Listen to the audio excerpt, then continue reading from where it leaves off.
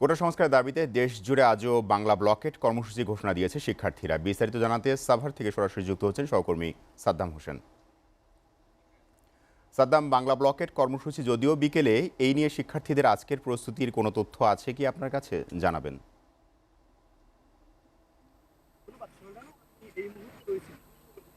যে মূল ফটক রয়েছে জাহাঙ্গীরনগর বিশ্ববিদ্যালয়ের মূল ফটকের সামনে কিন্তু আমি অবস্থান করছি। আপনারা জানেন যে শিক্ষা সংস্কারের দাবিতে কিন্তু সারা দেশ সহ জাহাঙ্গীরনগর বিশ্ববিদ্যালয়ের ছাত্রছাত্রীরা কিন্তু টানা আন্দোলন চালিয়ে যাচ্ছেন। তারই ধারাবাহিকতায় কিন্তু কেন্দ্রীয় নির্দেশে কিন্তু জাহাঙ্গীরনগর বিশ্ববিদ্যালয় বেলা ৩টার দিকে কিন্তু ঢাকা আরিচা মহাসড়ক কিন্তু তারা অবরোধ করবেন।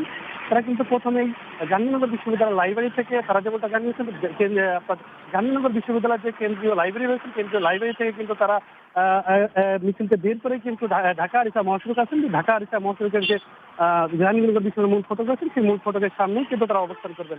তারা আমাদেরকে যেমনটা জানিয়েছেন, কিন্তু তারা যে আপিল বিভাগের যে আদেশকে তারা প্রত্যাখ্যান করেই কিন্তু তারা এই টানা কর্মসূচি চালিয়েছেন এবং তারা যতদিন না পর্যন্ত তাদের এই দাবি না মানা হবে ততদিন পর্যন্ত তারা এই টানা কর্মসূচি চালিয়ে যাবেন বলে আমাদেরকে জানিয়েছেন। আমি এখানকার শিক্ষার্থীদের সাথে কথা বলেছি, তারা যেমনটা বলছেন তাদের এই আন্দোলনের কারণে কিন্তু এই যে শিক্ষা যে ব্যবস্থা, একদিকে কিন্তু তাদের শিক্ষকদের যে পেনশন স্কিমের একটা আন্দোলন চলছে, সেই সাথে কিন্তু ছাত্র আন্দোলন চলছেন। তো এর জন্যই কিন্তু টানা এই আন্দোলনের কারণে কিন্তু শিক্ষা ব্যবস্থা কিন্তু ভেঙে পড়ার মতো একটা অবস্থা কিন্তু জাহাঙ্গীরনগর বিশ্ববিদ্যালয় স্থির অবস্থা চলছে। তো কোঠা সংস্কারের দাবিতে যে ছাত্র আন্দোলন যে চালিয়ে আছে, তাদের কিন্তু তারা যেমনটা বলছেন যে যে তাদের এই দাবি না আদায়ের লক্ষ্যে কিন্তু তারা এই কর্মসূচি পালন করে যাচ্ছেন।